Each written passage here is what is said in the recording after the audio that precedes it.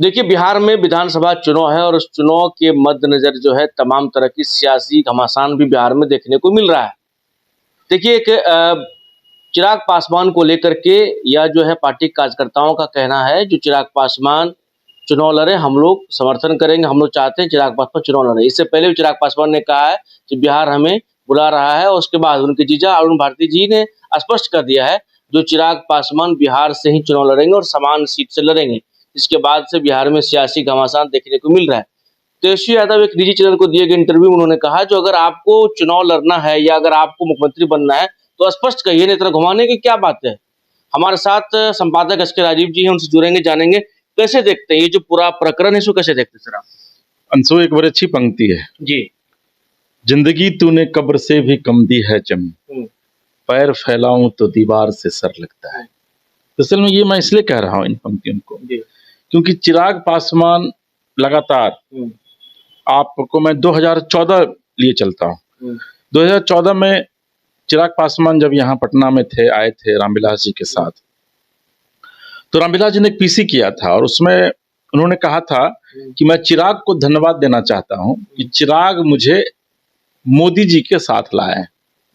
ये घटना तब की है जब चुनाव चिराग भी जीत चुके थे और रामविलास जी भी लोकसभा में जीत चुके थे, और उसके बाद रामविलास जी ने अपने बेटे को धन्यवाद दिया था यह कह करके कि भाई लोग मुझे मौसम वैज्ञानिक कहते हैं, लेकिन मेरा बेटा हमसे भी एक कदम आगे निकला। और देखिए कि आज देश में एनडीए की सरकार बन रही है। तो उस समय इस बात का पता चल गया था कि चिराग जो है वो न सिर्फ एक कुशल स्ट्रेटेजिस्ट हैं, बल्कि राजनीति में एक बड़ी महत्वाकांक्षा भी रखते हैं। आप देख लीजिए आज कि 2020 के विधानसभा चुनाव में किस तरीके से वो, उनको जब मनमाफिक सीटें नहीं मिली तो उन्होंने एनडीए में विद्रोह का बिगुल फूंक दिया और इसके लिए कसूरवार ठहराया नीतीश कुमार को। और नीतीश कुमार जैसी पार्टी जो 2010 में 102-3 सीटें जीती थी, उसको सीधे घुटने के बल लाकर खड़ा कर दिया, 40 पर समेट के रख दिया। यानी कि चिराग ने यह बताया राजनीति को कि भाई बिहार की राजनीति में चिराग पासवान की प्रासंगिकता है, मैं अगर जोड़ नहीं सकता हूं तो तोड़ तो सकता ही हूं। और वही महत्वाकांक्षा आज चिराग को आगे ले गई और आज चिराग केंद्र में एक अच्छे पोर्टफोलियो के मिनिस्टर है। खाद्य आपूर्ति मंत्री बड़ा पोर्टफोलियो माना जाता है अंशु। अब देखिए, अब चिराग की महत्वाकांक्षाएं कहाँ हिलोर मार रही है, क्योंकि चिराग को ये पता है कि बिहार में नीतीश कुमार के बाद एनडीए के पास कोई चेहरा नहीं। सम्राट चौधरी 0 पर आउट है। वह बिहार की राजनीति में राजनीतिक विषाद, उनकी राजनीति औकात उनकी कुछ नहीं। विजय सिन्हा 00 है। तो भाई नीतीश के बाद है कौन जो एनडीए का नेतृत्व करेगा? सवर्ण चेहरे पर आप दांव लगा नहीं सकते हैं क्योंकि जनता आपको वोट नहीं करेगी। तो फिर चेहरा बचते हैं चिराग पासवान। और ये चीज तेजस्वी भी बखूबी समझ रहे हैं कि तेजस्वी को अब नीतीश कुमार चुनौती नहीं दे सकते हैं, तेजस्वी को सम्राट चौधरी चुनौती नहीं दे सकते हैं, तेजस्वी को बीजेपी या एनडीए का कोई चेहरा चुनौती नहीं दे सकता है एक्सेप्ट चिराग पासवान के, क्योंकि चिराग पासवान की एक्सेप्टेंस है वोटरों के बीच। और इस बात को आप समझिए कि चिराग की जो यूएसपी रही है वह 100 में 100% रही है। चाहे आप बिहार के लोकसभा चुनाव में देखें, आप झारखंड विधानसभा चुनाव में देखें, एक सीट पर चुनाव जीत गए वो। तो भाई ऐसी स्थिति में तो चिराग की महत्वाकांक्षाएं और ज्यादा हिलोरे मारेंगी। और यही वजह है कि चिराग पासवान अब खुद को मुख्यमंत्री की रेस में मान रहे हैं और मुख्यमंत्री का बड़ा दावेदार मान रहे हैं। और मैं आपको बता रहा हूं दावे के साथ कि आने वाले दिनों में, क्योंकि अभी नीतीश जी के चेहरे पर चुनाव लड़ा जा रहा है, लेकिन ये चीज एनडीए को भी पता है, ये चीज नीतीश जी को भी पता है कि नीतीश जी अब लंबे समय तक बैटिंग नहीं कर सकते हैं, क्योंकि अब पिच पर वो, नीतीश कुमार अब बुजुर्ग खिलाड़ी हो चुके हैं जो पिच पर अब लंबे समय तक वो राजनीति की बैटिंग नहीं कर सकते हैं। लिहाजा एनडीए को एक चेहरे की तलाश होगी।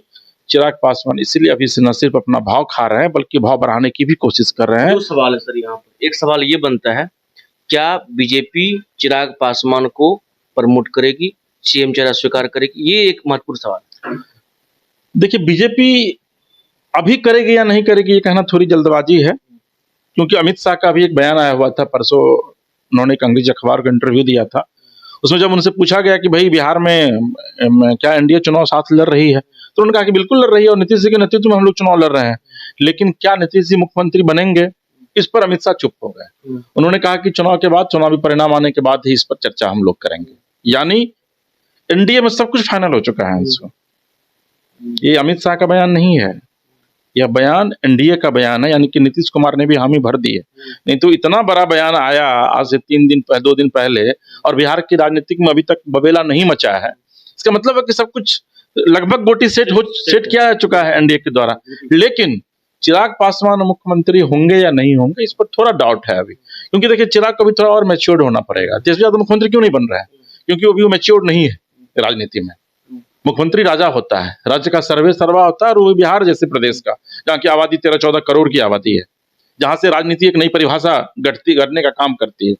तो चिराग पासवान अभी मुख्यमंत्री बनेंगे या नहीं बनेंगे, लेकिन चिराग पासवान अभी के लिए पारी नहीं खेल रहे हैं, वो लंबी पारी खेलना चाह रहे हैं। और मैं बता रहा हूं आपको अंशु, आप देखिएगा कि 2029-30 में जो फिर बिहार में विधानसभा का चुनाव होगा, उसमें चिराग पासवान एक मजबूत दावेदार होंगे मुख्यमंत्री के, और ये चीजें तेजस्वी को खल रही है। तो सर इसको ऐसे समझ सकते हैं कि तेजस्वी यादव के लिए राहें मुश्किल होने वाली है?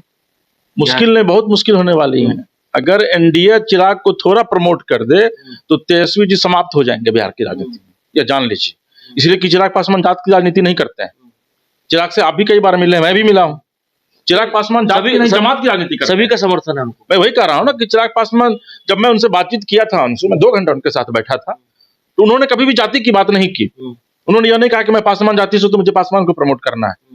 तेजस्वी तो खुलकर कहते हैं कि भाई मुझे यादवों को प्रमोट करना है, मुझे मुसलमानों को प्रमोट करना है, लेकिन चिराग ने यह कभी नहीं कहा।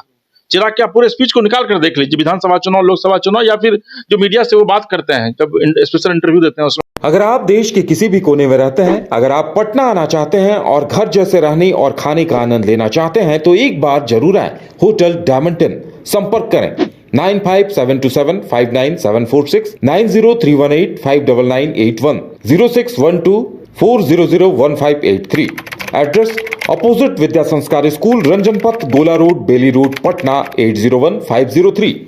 Rainbow river water park, unlimited fun. Rainbow की तरह यहाँ है रंग बिरंगे वाटर राइड्स जो करेंगे आपको रोमांचित। 30 feet thrilling family pool slide, cyclone tube slide, multilane slide, dark house slide करें एंजॉय। मल्टीप्ले स्टेशन में परिवार और दोस्तों के साथ करें मस्ती। ऑक्टोपस रेन डांस में एक्साइटमेंट का लीजिए सुपर डोज। बच्चों के लिए tots play area, Mickey Mouse jumping, wave pool. तो देर किस बात की, अनलिमिटेड फन के लिए है ना रेनबो रिवर वाटर पार्क। गोल जहां 27 वर्षों के सफर में 17,000 से भी अधिक छात्रों ने डॉक्टर एवं इंजीनियर बनकर भरे सफलता की ऊंची उड़ान, जहां साधारण छात्र भी असाधारण सफलता प्राप्त कर बना रहे इतिहास।